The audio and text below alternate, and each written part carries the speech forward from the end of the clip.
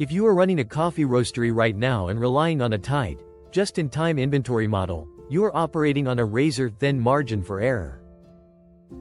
The global supply chain has transformed dramatically over the last few months, and running with zero buffer stock has become a dangerous gamble. Between historic port gridlocks and shrinking emergency warehouse reserves, the expected arrival dates for green coffee have become complete moving targets. This squeeze isn't just an inconvenience. It is a compounding sequence of global events hitting the physical supply chain all at once. According to recent data from the Brazilian Coffee Exporters Council, green coffee exports dropped 24% year-on-year in the first part of 2026.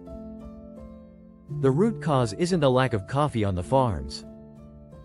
It is a severe deficit of physical shipping infrastructure and container availability.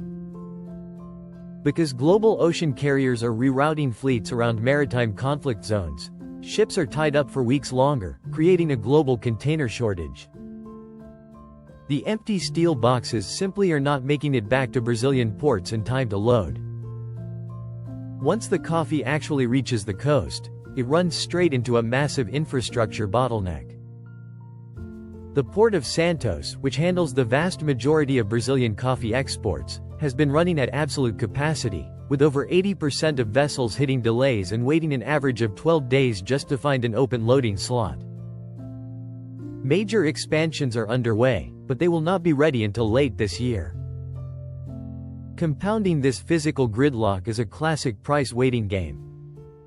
Even though agricultural forecasts predict a massive harvest for the upcoming cycle, intense short-term price volatility has caused both buyers and sellers to freeze their decision-making, slowing down shipping volumes even further.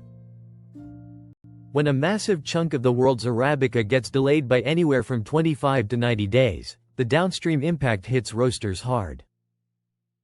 Certified coffee warehouses in Europe and the United States have trended toward multi-month lows, meaning there is almost no emergency stock sitting in major transit hubs to bail you out if your container gets stuck.